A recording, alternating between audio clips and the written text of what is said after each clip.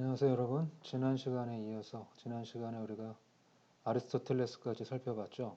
아리스토텔레스 이후에 이제 헬레니즘 시대, 그러니까 오늘 정확히 말하면 스토아주의 정의관에 대해서 살펴볼 겁니다. 여러분, 스토아주의라는 입장에 대해서 들어본 사람도 있을 텐데, 이게 보통 스토이시즘, 영어를 검색을 해보면 우리나라 사전도 그렇고 이걸 금욕주의라고 보통 번역을 해요. 그러니까 헤도니즘과 대비되는 것을 이제 금욕주의라고 보통 번역을 하고 하는데, 일단 여러분 상식적으로 알아야 될 것은 스토아주의는 이꼴 금욕주의적인 성격을 갖지만 단순하게 욕망을 금하는, 그러니까 욕망을 억제해야 되는 입장보다는 훨씬 풍부하고 역사가 긴 입장이에요. 그래서 나중에 철학사 쪽으로 이제 좀 더 보완을 해야 이 얘기가 좀 이해가 될 텐데, 일단은 정의의 문제에서 따지면 이게 어떻게 되냐면 아리스토텔레스와 스토아주의는 맞물려 있습니다. 그러니까 헬레니즘 시대에 보통 헬레니즘 시대의 대표적인 철학 중이쯤이 스토아주의, 헬레니즘, 회의주의 이런 식의 여러 그러니까 큰 철학적 입장들이 스토아주의를 관통하고 있었는데, 오늘은 이제 일단 그 중에서 그 후대 어떤 정의에 대한 이론을 남긴 스토아주의 정의관을 살펴봅시다. 자, 일단 아리스토텔레스, 그러니까 아리스토텔레스 이후라는 것은 더 정확히 말하면 고대 그리스가 폴리스가 이제 해체되고 나서 이제 하나의 국가의 단위로서 통합되고 나서 얘기라고 볼 수 있어요. 그러니까 알렉산드로스가 동방 원정을 하고 난 이후에 세계인데, 이건 나중에 또 기회가 되면 조금 보완합시다. 일단 내용으로 들어가면 스토아주의의 창시자는 제논이에요. 그러니까 키티움의 제논이라고 철학자 중에 제논이라는 철학자가 한 명 더 있습니다. 고대 그리스에 제논이라는 철학자가 있는데 그 사람과는 또 동명이인이다. 자, 스토아주의는 완벽한 폴리스는, 완벽한 당시 입장에서 보면 국가는 현인들의 공화국. 현인이라는 뜻은 여러분 현자라기도 하고 지혜로운 자들이 이끄는 공화국이라는 말입니다. 이 공화국이라는 개념은 이제 또 로마 시대와 맞물리는데, 일단은 창시자는 제논이지만 여러분 스토아주의는 거의 천년이 이어지는 이론이에요. 고대 그리스부터 로마 시대를 거쳐서 중세, 근대까지 이어진 이론이기 때문에 일단은 여기서 우리가 집중하는 것은 이제 바로 로마 시대로 접어들 때 초기, 이제 공화국이 등장했을 때를 어느 정도 배경으로 삼는데, 공화국 얘기는 나중에 또 할 겁니다. 일단은 현자들이 이끄는 공화국이다라는 말을 이제 이런 입장들을 보였다는 거고, 스토아주의자들은. 그 다음에 그들은 사랑의 도시, 궁극적으로 그것에 속하는 구성원들, 시민들의 우정과 고결한 성품으로 하나로 단결된 도시를 추구했다고 얘기할 수 있습니다. 일단 여러분, 우정이라는 말은 고대 그리스 철학자들에게 굉장히 중요한 개념이에요. 아리스토텔레스에도 그렇고 다른 헬레니즘 철학자도 그렇고 우정이라는 말을 중시하는데, 이때 우정은 단순히 뭐 친구들끼리의 우정을 넘어서 단순히 이기적인 혹은 감정적인 관계를 넘어서 인간이 서로를 동등하게 대우하는 관계에 가깝습니다. 넓음이까지 보면. 일단 우정이라는 것은 그 여기서 사랑이란 말과 통하는데, 단순히 감정적인 것이 아니라 독립된, 항상 문제가 마우스로는 잘 안 써져요. 동등한 두 사람이 서로를 배려하는 관계예요. 일단 이걸 알아두시고, 그 다음에 사람들은 이성적인 사람들이라면 해야 할 일과 하지 말아야 할 일, 이게 철학의 주요한 과제 중에 하나고 정의론에 있어도 주요한 과제입니다. 무엇을 하고 무엇을 하라 되지 말을지. 이것은 누가 결정한다? 국가가 아닌 이성을 통해 결정한다. 스토아주의 시대에 이르면, 그러니까 아리스토텔레스만 해도 폴리스를 매우 강조하는데 상대적으로 이제 개인의 영역들이 등장을 해요. 이건 또 공화주의와도 맞물려 있는데, 일단 좀 크게 또 가봅시다. 스토아주의자 중에서도 또 가장 유명한 사람이 이제 로마 시대 키케로예요. 키케로는 자신이 유명한 키케로의 책들은 우리나라에 아주 많이 번역되어 있는데, 키케로는 누가 연구하다 있습니까? 여러분 로마 하면 떠오르는 유명한 황제, 물론 황제가 되진 못했지만 카이사르가 있죠. 카이사르와 대립해서 공화정을 지키려고 했던 유명한 키케로는 법률에서 이제 우리가 아는 정의에 관한 몇 가지 규정들을 하는데, 자, 법률이라는 책은 아주 유명한 책이라고 그랬죠. 제국으로 당시 이제 로마가 그리스 전역을 유럽 전역을 지배하는 시대였어요. 천천히 이게 부상하던 시대였죠. 한참 뒤에 완전히 넓은 지역을 정복하긴 하지만, 그래서 법률에서는 만국의 보편적 정의와 법에 다룹니다. 이게 로마가 제국이 됐을 때, 제국이라는 곳은 이전에 다른 문화에 다른 법을 가진 국가들을 자신이 다 통치한다는 거잖아요.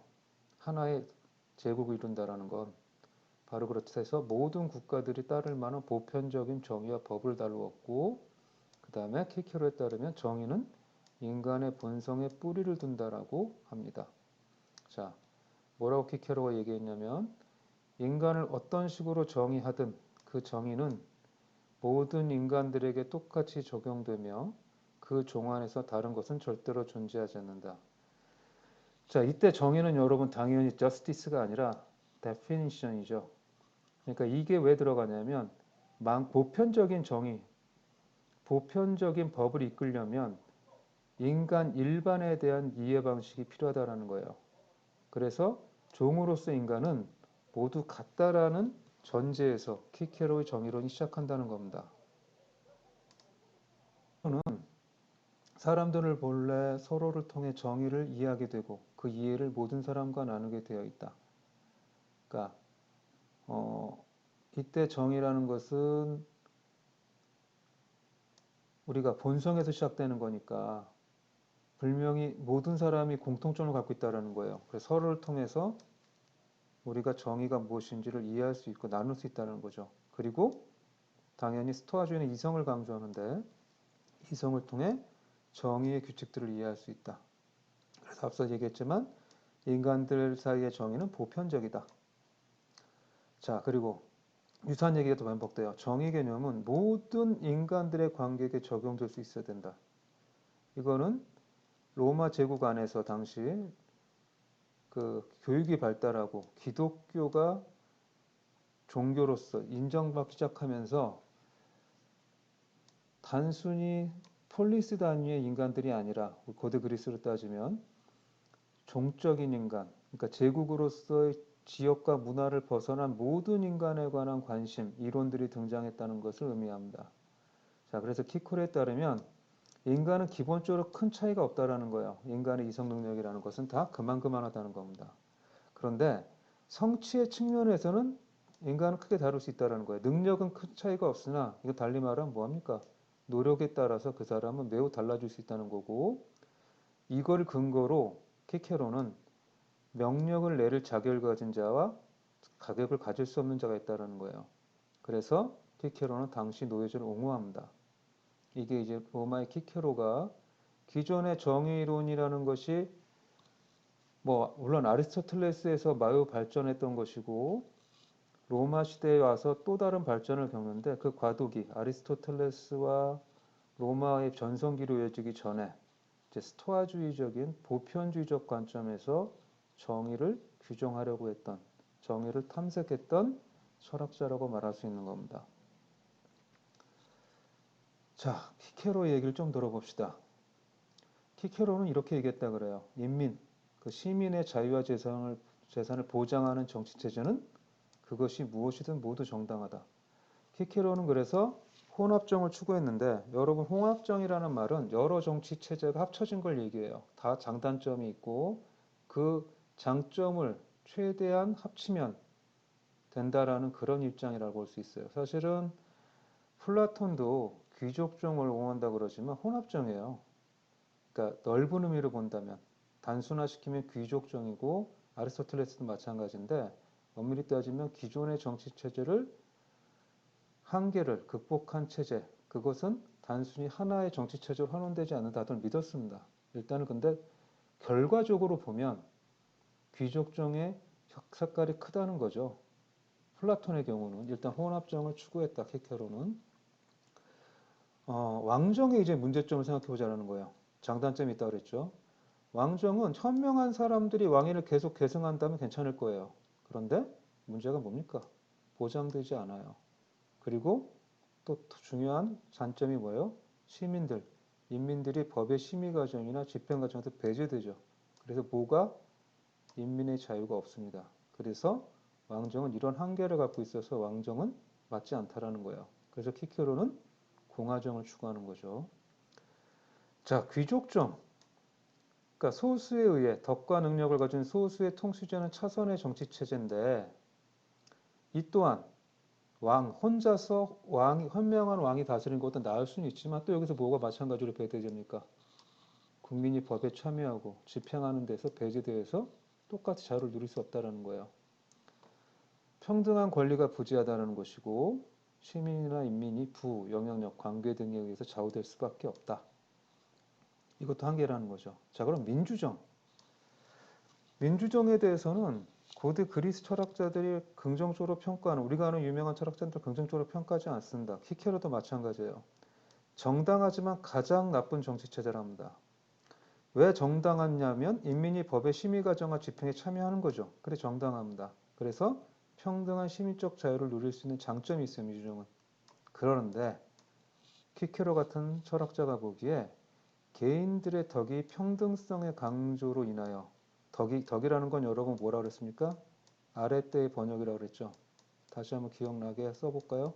덕을 우리나라 말로 번역한 뭐다? 탁월함입니다. 역시 예, 키보드 하시죠. 마우스로 글을 쓰는 건 어렵네요. 탁월함. 그러니까 개인들을 각각의 역할의 능력이 다르다 그랬잖아요. 노력에 따라 다르는데 평등을 강조함으로써 인정받지 못한다는 거예요. 그래서 거꾸로 평등을 강조하는 것 같지만 불평등이 심하다고 분열로 치닫게 된다. 그러니까 뛰어나지 않은 인간이 마치 그러니까 다른 주변 환경이나 권력을 이용해서 다른 사람, 더 뛰어난 사람들을 억압할 수도 있고, 그렇죠? 그럴 경우에는 원래 그래서는 안 될 인간이 그 무엇을 가지니까 불평등하게 된다는 거예요. 결국 그래서 분열로 치닫게 된다. 이것이 이제 사실은 플라톤이나 아리스토텔레스나 키코레까지 다 동등하게 민주주의 정치 시스템에 대해 갖는 불만점입니다. 이건 근대에도 여전히 이어져요. 일단 이 부분은 나중에 민주정 얘기하면 다시 기회가 있을 거고 일단 그래서 키케로는 왕정, 귀족정, 민주정은 다 장단점이 있는데 이것을 극복해서 가장 좋은 채취점을 그냥 뭐라 부른다? 공화정이라고 부른다는 겁니다. 자, 그래서 공화정인데 결과적으로 보면 공화정도 여러분 민주주의에 다른 게 모든 사람이 정치에 참여하는 것이 아니죠. 대표자를 통해서 정치에 참여하는 거고 인민보다는 귀족을 중심으로 한 혼합 정체를 추구했다고 말할 수 있어요. 키케로의 경우는. 자, 이 부분에서는 플라톤과 좀 유사해 보기도 하죠. 자, 근데 중요한 건 귀족을 중심으로 하고 할 때 여러분 이때 귀족이라는 것은 타고난 능력, 그러니까 능력은 다 비슷한데 노력을 해서 그것을 제대로 발휘하는 덕이 있는 사람을 의미한다라고 생각을 하면 훨씬 이해하기 쉬울 것 같아요. 그리고 키케로는 공화정의 가장 큰 성과라고 할 수 있는 호민관. 여러분, 호민관, 귀족을 중시하는 혼합 정체를 기본적으로 추구하지만 귀족 중심의 정치 권력에 견제하기 위해서 키케로는 호민관의 중요성도 얘기합니다. 이거 공화정 얘기는 다시 한꺼번에 할게요. 로마 공화정이 어떻게 발전했고 현대 공화정이 어떤 영향을 끼쳤는지는. 자, 호민관이라는 제도가 있었어요. 일단 읽어봅시다. 귀족에 대응하여 인민의 자유를 보장할 역할을 동시에 귀족의 입장에서 인민의 극단적인 자유나 폭력적 성향을 인민의 이름으로 통제하는 역할을 수행했다. 이게 참 애매하죠. 귀족에 저항하면서도 귀족적 입장을 옹호할 수 있었다. 왜 그런 거 하니 호민관이라는 것은 물명 그냥 인민, 보통 국민을 대표합니다. 그래서 저항을 하는데 공화정을 통해서 한 사회가 균형과 조화를 이루기 위해서는 호민관의 역할은 또 뭘 해야 된다? 귀족의 입장도 고려해 줄 수밖에 없었던 역할이었어요. 그러니까 귀족정의 한계를 적절하게 보완하고 민주정의 한계를 적절하게 보완할 수 있는 제도가 호민관 같은 거였다라고 키케로는 보는 겁니다. 이것이 옳으냐 그르냐를 떠나서 로마 시대에는 그 당시 그 윗시대 고대 그리스부터 어떤 나라에도 없던 호민관 제도가 있어서 인민의 입장을 정치적으로 대변할 수 있다는 것. 이건 역사적으로 굉장히 큰 변화입니다. 호민관이란 좀 이제 조금 설명하면 로마가 처음에 여러 왕정에서 공화정으로 바뀌고 나중에 황제정으로 바뀌고 그러잖아요. 무려 역사가 1000년에 가깝기 때문에 일단 왕정에서 공화정으로 바뀌고 나서 그래서 기원전 494년 그러니까 5세기쯤이죠. 5세기 초반에 처음 도입되었고 평민회 이건 이제 국민들 인민들을 구성체예요. 선출해서 민회라는 건 그야말로 전체 의회 같은 거죠. 지금을 따지면 민회를 소집하고 의장을 주재하며 평민들의 욕을 대변하고 그들의 권리를 옹호하는 사람이었다. 이건 나중에 다양한 로마 시대 호민관이라든가 무슨 다양한 직책들이 있거든요. 공화정에 그거 설명하면서 또 한번 기회가 있을 텐데 지금 기억해야 될 것은 고대 그리스의 귀족정과 그러니까 민주정을 적절하게 보완하는 시스템이 호민관 제도에 있었다고 키케로는 본다라는 거예요. 그리고 키케로는 인민의 자유, 국민의 자유에 대해서 이중적 태도를 보였다고 볼 수 있는데 앞서도 충분히 예상할 수 있지만 인민의 자유는 보장돼야 합니다. 그러나 다른 한편 인민의 자유는 중우 정치. 이거 많이 듣던 말이죠. 바보들의 정치. 소크라테스가 그토록 민주정을 비판했던 이유가 바로 이것 때문이죠. 위험한 경향을 가진다는 거야. 인민의 자유는 보장되거나 그냥 놔두면 중우 정치로 빼앗기 때문에 어쩔 수 없이 자유를 귀족에게 신탁하는 방법을 고려해야 된다. 그러니까 내가 재산을 잘 못 불리겠으면 잘 굴려줄 수 있는 것에 신탁하듯이 자유를 갖고 있는데 자유를 잘 못 사용하겠으면 뭐 해라? 귀족에게 신탁하는 방법을 고려해야 된다. 이게 고대 노예제 사회에서 생각할 수 있는 최고의 어쩌면 자유치라고 볼 수도 있죠. 하지만 항상 역사는 그 시대의 입장에서 보면 지금 보면 매우 답답하고 그야말로 신분제의 색깔이 강하지만 이런 식의 얘기를 할 수 있다는 것 자체가 이미 역사가 많이 발전했다는 걸 의미해요. 왜? 대놓고 인민의 자유를 얘기하니까. 당시에 다른 지역들, 기원전 5세기, 4세기의 다른 지역들을 생각해 보세요. 공화정이 발달했던 로마에서나 가능한 얘기라고 말할 수 있는 겁니다. 한 번 더 해볼게요. 고대 스토아파, 그러니까 그리스 스토아파가 자연법에 대해서 논의했을 뿐 그것을 시민법의 제정과 연결시키지 못했던 데 비해 로마 시대 키케로는 시민법에 자연법적인 지위를 부였다고 나옵니다. 자, 이게 다 설명할 부분이에요. 자연법이 뭔지 우리가 이제 수업을 하면서 좀 구체적으로 알게 될 텐데 일단은 자연법이라는 것은 아주 단순하게 말하면 본래 그러한 인간이 따라야 될 만한 규칙이나 법이 이미 주어져 있다는 입장이에요. 아주 단순하게 얘기하면.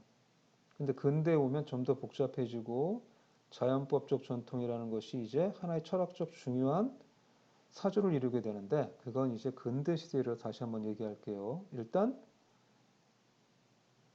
키케로의 역할은 뭐였냐면 당시에 시민법, 시민들이 법을 만드는 데 참여하는 것에 그것이 당연하다라고 생각했다라는 겁니다. 이거는 신분제도에서는 상상할 수 없던 일인 거예요. 다시 한번 말하지만.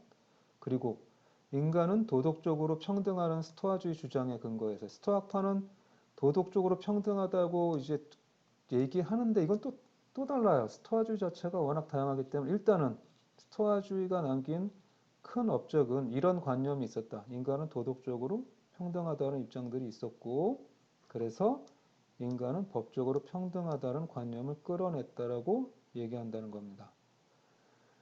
자, 도덕과 법 앞에 평등하다는 거죠. 모든 인간은 따라야 될 것이 있다라는 거예요. 인간이라면. 그리고 키케로는 진정한 법은 자연법이라고 얘기하는데 자연법의 특징을 이렇게 얘기합니다. 올바른 이성과 일치하며 당연히 정의와 일치한다는 거예요.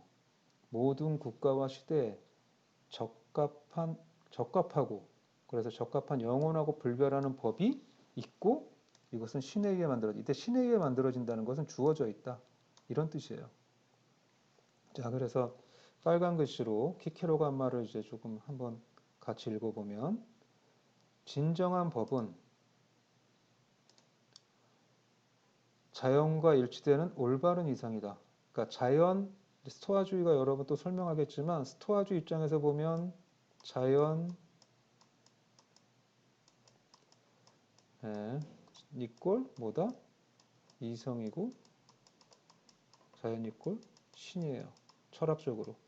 이걸 그냥 상식적으로 알아두면 이게 이 사람들이 왜 이렇게 서로 달라 보이는데 자꾸 쓰는지 왜냐 그 사람들에게 동일한 의미로 사용됐기 때문에요. 그러니까 자연과 일치되는 이성이고 이거는 여러분 못할 자 미안합니다. 진정한 법은 보편적으로 적용되어야 되며 변하지 않고 영원하다. 그래서 진정한 법은 명령함으로써 의무에 복종하게 하고 금지함으로써 악행에서 벗어나게 한다. 이것이 이제 법을 통한 통치인 거고 이 법이 바로 뭐의 실현이라고 생각하는 거다? 정의의 실현이라고 생각하는 것입니다. 자, 오늘은 여기까지만 합시다. 오늘이 아니라 이번 강의는 자, 그 다음에 키케로는 자연법을 그래서 두 개의 자연법으로 구분한다. 1차 자연법, 2차 자연법. 1차 자연법은 신적인 이성에 의한 법. 이거는 거의 이제 완전자, 절대자에 의한 법.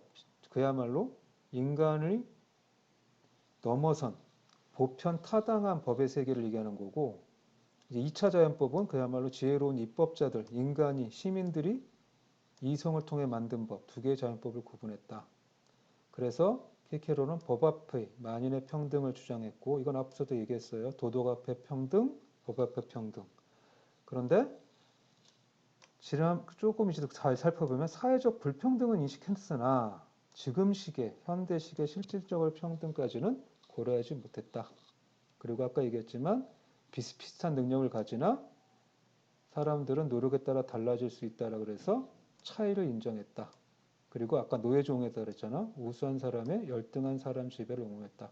이건 이런 것도 옹호하는 거죠. 아까 자유를 위탁하듯이 자유를 잘 쓸 줄 모르는 인간은 우수한 사람에게 자유를 위탁하란 말이에요.